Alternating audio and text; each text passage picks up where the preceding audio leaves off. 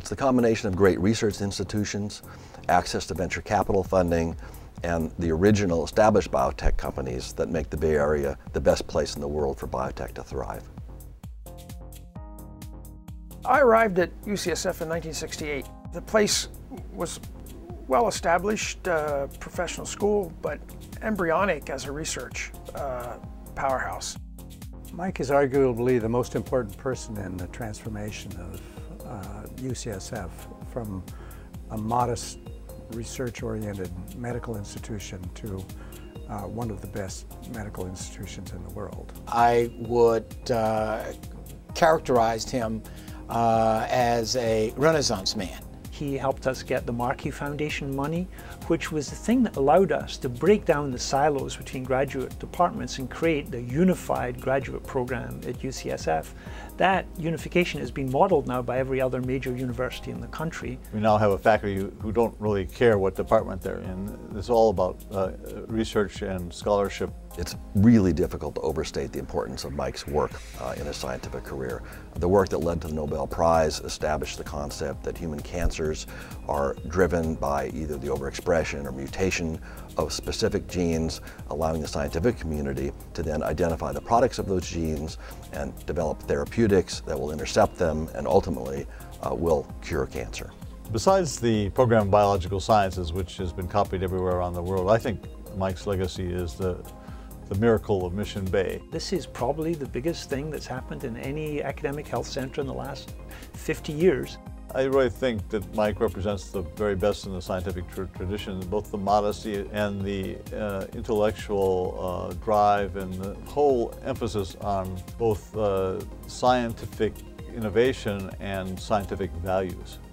Through his incredible generosity in the early 1980s, he made available to us a collection of viral probes to different oncogenes, one of which greatly facilitated the development of Herceptin.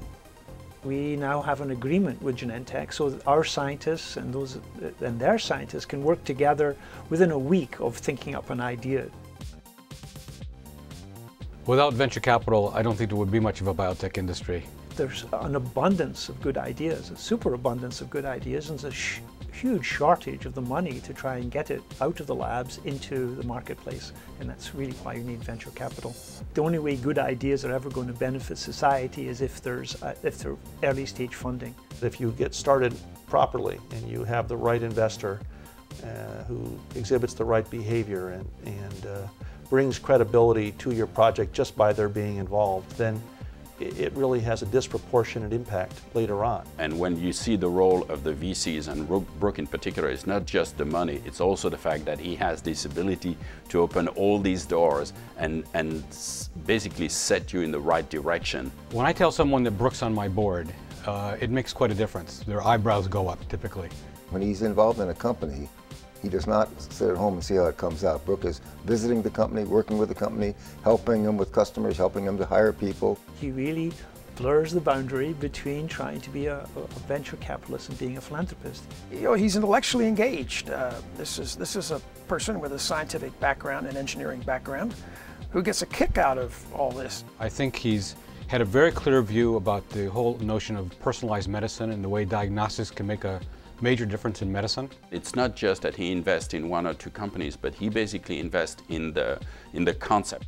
And it's been quite fun to watch that unfold in our particular area, which is in molecular diagnostics, to see the investments that are being made in Brook's leadership in building out an entirely new industry in healthcare. What's amazing is that you see that the people that worked in the Genentech at the very beginning have then on their own created other companies that Brook has invested in and supported, and it's just gigantic. The formation of Genentech, built on the work of Herb Boyer, that was the beginning of it all. Genentech, as it started, had laboratories at UCSF. And Brook's roommate at the time, Bob Swanson, was the founder of Genentech, sort of within old Kleiner Perkins. Bob Swanson was the quintessential venture capitalist. I mean, when I first heard what he and Herb were thinking about doing, I thought, this is absolutely insane, right?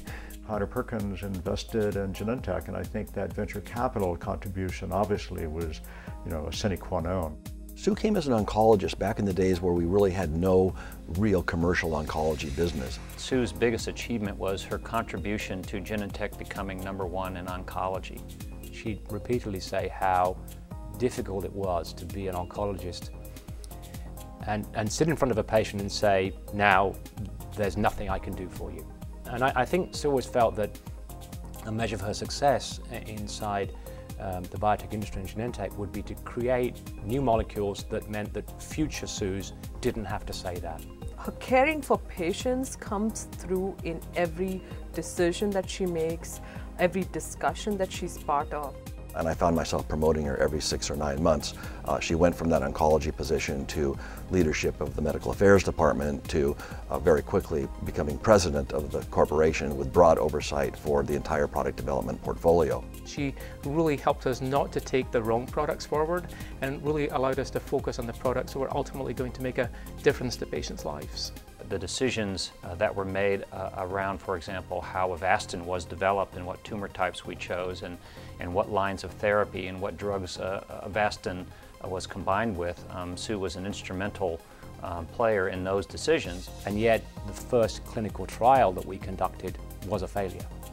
And I think many people might have decided that was the end of the road. And Sue thought that there was information in that so-called failed study, which meant we should go forward. And it was under her leadership that we secured FDA approval for most of the important drugs that we now have. Mike Bishop is quite remarkable as a human being. He's very smart and he's very meticulous in how he does things. I think his care and thoroughness and how he approaches everything is really paid off, and first in his science and secondly in the way his leadership of the university manifested itself. I think that Brook's impact on life sciences has been phenomenal, but I'll bet people don't realize how big it is until the next few years, as you start seeing more and more of the products that are being developed in his companies make a bigger and bigger difference in medicine. I think Sue's arrival at UCSF is a gift. Having somebody in that position that has the industry experience combined with her academic background is really a wonderful fit for UCSF, and I really commend the leaders of UCSF for picking an individual like Sue. We've actually been right there from the very beginning in trying to get biotechnology going, and we're continuing to maintain that now. I think our Mission Bay, with its interaction between UCSF and the surrounding biotech community, is again a major stimulus to the growth of the biotech industry in the Bay Area.